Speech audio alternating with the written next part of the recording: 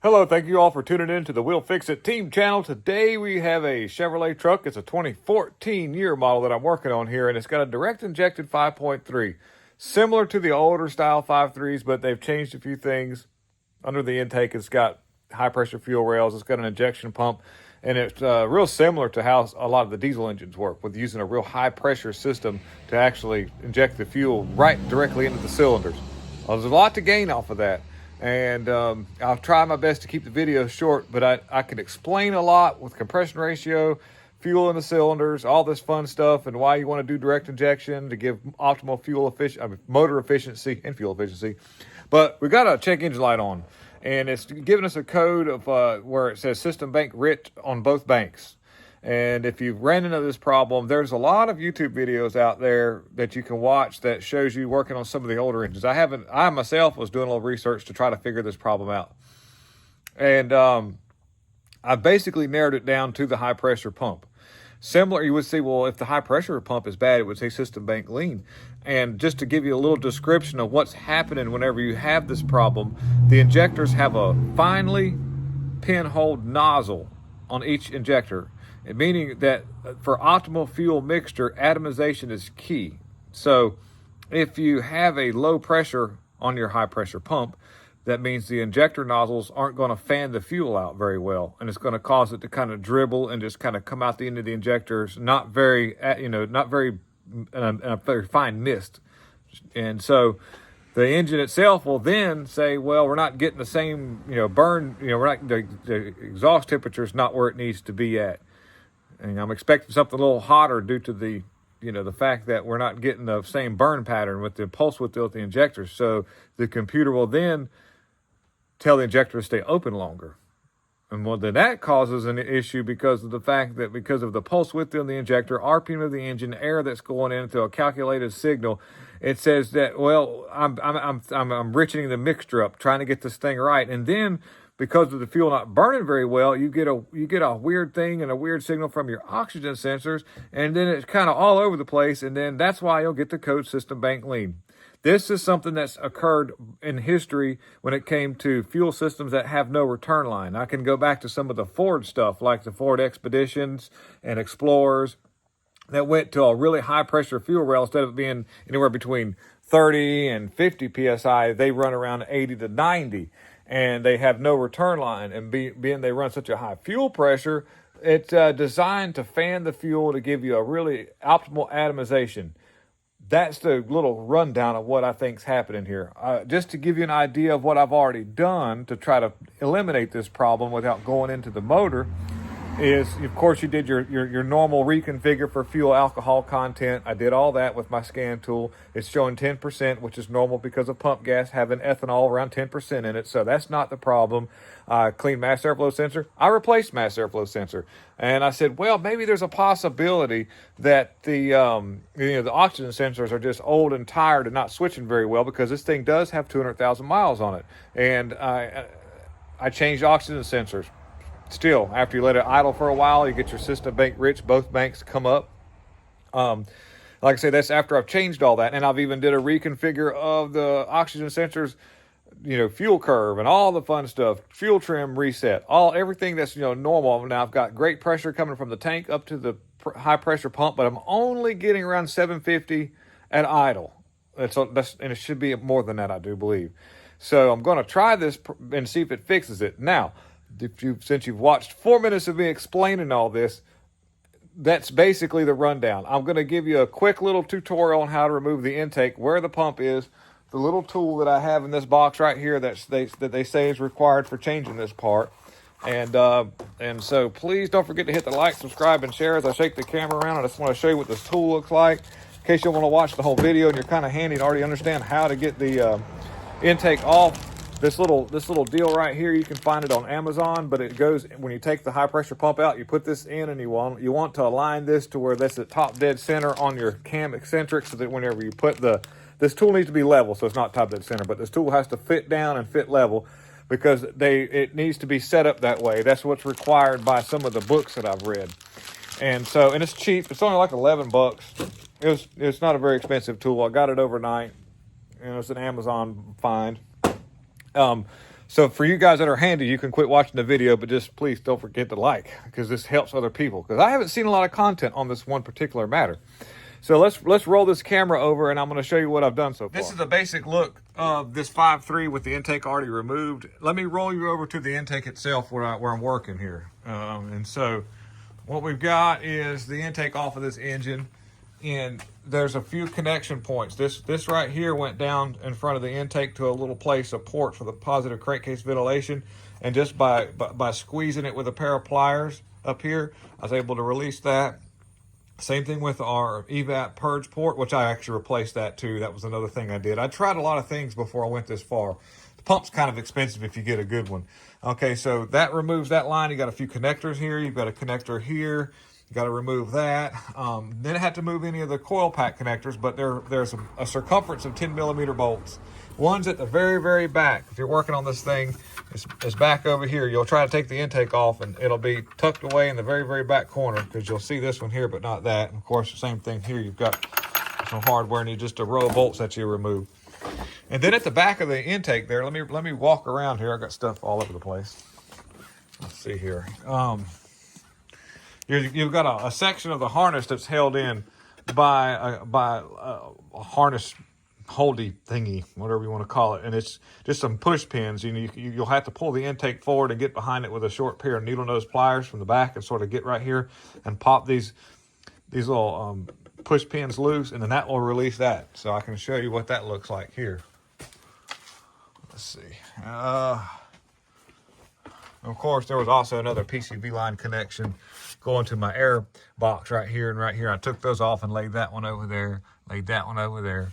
And it wasn't that bad. The worst part, I think, about getting the intake off was just trying to get that thing unsnapped off the back of the intake, because it's just hard to get back there.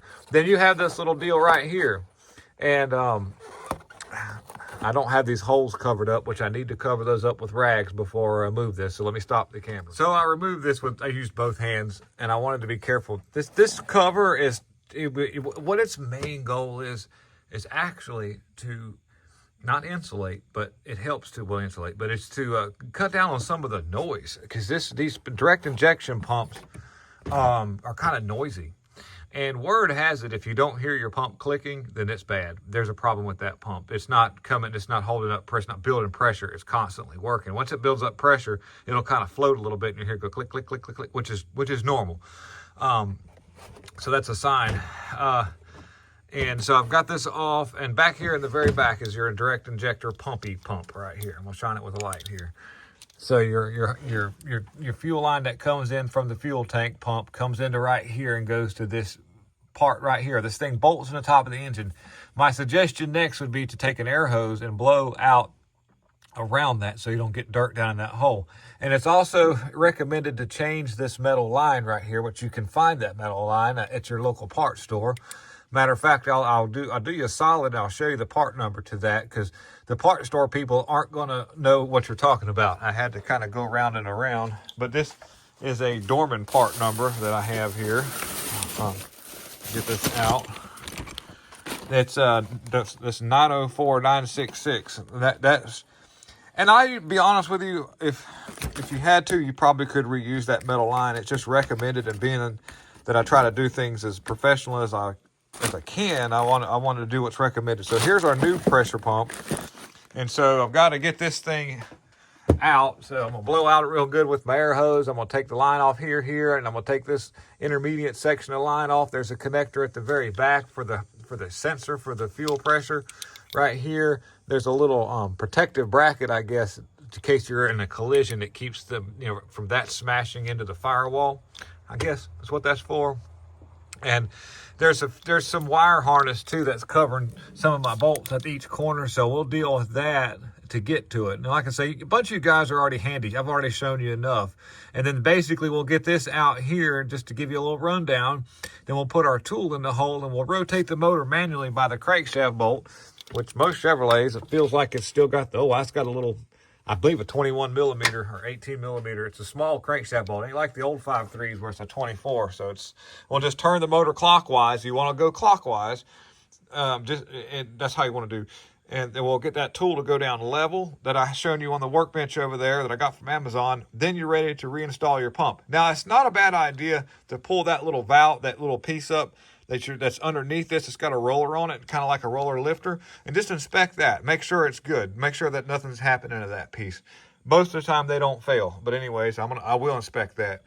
So we'll get that up. Okay, so I'm moving on with, of course, moving this pump out of the way, and I've got this line off, and it was a 110mm bolt that was holding it on by this bracket right here, and I just took the oil fill cap off and just popped this cover up just a little bit so I could get a 3-inch extension and a 10mm socket in there, and I removed that. Now we're going to get these lines here, and you want to be really careful not to, if you put a wrench on this here, just mind what's happening here on this end. You don't want this thing to go and then twist and contort these lines right here, which it shouldn't because it's mounted right there. But always be mindful of that. And same thing goes for over here. It's rounded right here, so you don't have much of a place to put a wrench. But just watch what you're doing there. Take that off, and then we'll get this line off of here. Then we'll remove those 13mm bolts, and then we'll pull the injector pump out of this position, which I've already taken the liberty of an air hose and I'm pulling all that stuff off right there. So here we go. So I got the pump off. Here it is right here in my hand, and there's some return springs and whatnot. And so, being honest up front, I haven't had to change one of these. And so some of the other GM ones, you can gain access to the roller that rolls on the camshaft. This one you cannot. So now that we've got it out, I'm like, well, there's no way to inspect it. But I didn't hear anything, noise-wise, and it was working. So I'm not taking this cover off and going all deep inside there just to look at something that's more than likely just fine. So the next move we're going to have to do is we're going to place it says to have this down flat across the top of the block. So if you're doing this for the first time, I am too. And so I've got to get up in here. Trucks have gotten so, this is a 1500, and then I can't reach anything unless I step on a 6-foot tall stool. So we're almost flat with the block. It wants us to have that level and flat with the top of the block there. So now I've got to take both hands and I'm going to turn the crankshaft clockwise and kind of push down at the same time, make sure that thing seats down to get that follower away from the pump as much as possible. A little bit of something I noticed as well. We've got our new pump in the box here. It has a new metal gasket, so that's good. I got this from my local parts store. The part on this thing is the GP. We don't have a part number there. High pressure pump right here. This is the number. It's 800-6210, and that line 904-965. That's our part numbers there. So now we're just gotta go ahead, like I say, turn this motor and roll it around and get it in the right place. I'll be right back. So we've got the new pump installed. And like I said, I turned the motor where that tool just would settle down all the way flat. You'd get it right on the that big round spot. You'll see it when it sets down. And then I reinstalled the new pump, and it came with new hardware, new bolts, new gasket, new little protective bracket and everything. But you want to bring that pump down evenly. You don't want to just crank one side down and do the other. Kind of just ease it right down. Because even with the engine all the way away from it, the pump still gaps just a little bit. And so I've got everything snugged down. You're probably gonna say, well, what's the torque on that? I used a wrench. I didn't use a torque wrench. I just kind of felt it get good and snug. I would say I probably got it at around 22 to 23 foot-pounds at the most to get that down. And then we're gonna plug in our connectors, reconnect our new intermediate line that goes to the distribution lines on your injector rails. As you can see, I had just to get that one bolt, I just took this connector off of the position that it was in there, and we'll put that back. Just reverse the procedure of how we removed it, and let's get it all back together. I'm putting new seals on the intake, and I'm gonna clean around this really good. Each one of these little runners, I'll clean those up with a little wire brush and carefully not let anything fall in the hole. And then put the intake back down, and then we'll start it up and just see if that fixes it. I'll know whenever I clear codes and let it idle for a little bit, whether or not it's going to do what it's going to do. Here we go. Before I get too far along with that assembly procedure, I just tell you, when you install the new line, I looked at the hole really well and made sure it looked pretty even around here, meaning the line's not down or up. And same thing goes for right here too, centered up really well. And I'll probably snug these up at around 20 foot-pounds, you know, just carefully monitoring the situation right here. So I got them pretty tight. And so now I'll finish doing them. All right, so we've got it running. And at the moment, we have no codes. At the moment. Let's do another. I've just now got it running, so I don't think we're going to see anything right yet. And hopefully we won't. And just to clear the record, I know that my numbers I gave for the idling of the high pressure fuel pump, I was like, yes, I couldn't remember what those numbers were.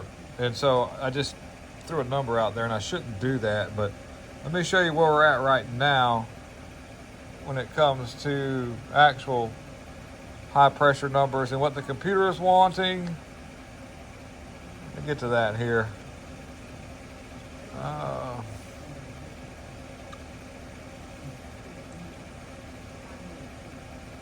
Moving into this here, let's see. Fuel pressure sensor, this is the low side. Fuel alcohol content 10, that's what we're probably working with the, which that sounds right when it comes to pump gas, unless it's, you know, it's labeled non-ethanol fuel. But that's the thing. So let me get to the fuel tank pressure. That's good. It means we've got some purge going on. I don't know why we're venting at the moment, but that's fine too. That's on the short-term fuel trims. That's actually kind of good because it's not in the negative, so that's a good sign. Where is my high pressure number?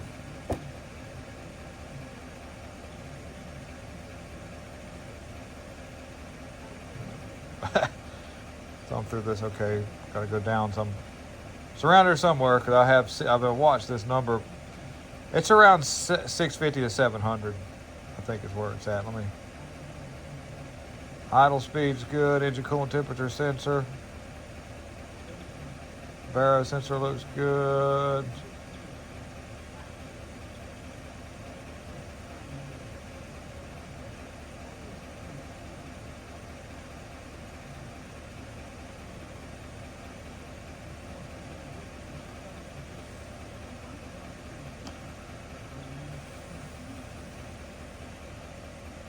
I get into the right section of my menu here. It's right here. There it is, 580. That's our desired fuel rail pressure, and that's where we're at. Let's just let's highlight these.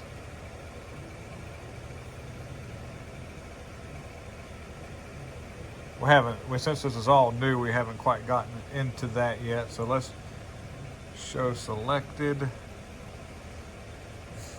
And it comes up pretty quick when I throttle into it. Let me move around here.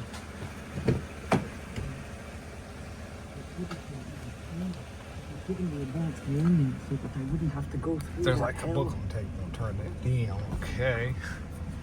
Or I'll watch this in live time. I'm gonna reach down here and give it a little bit of throttle there. Let's see.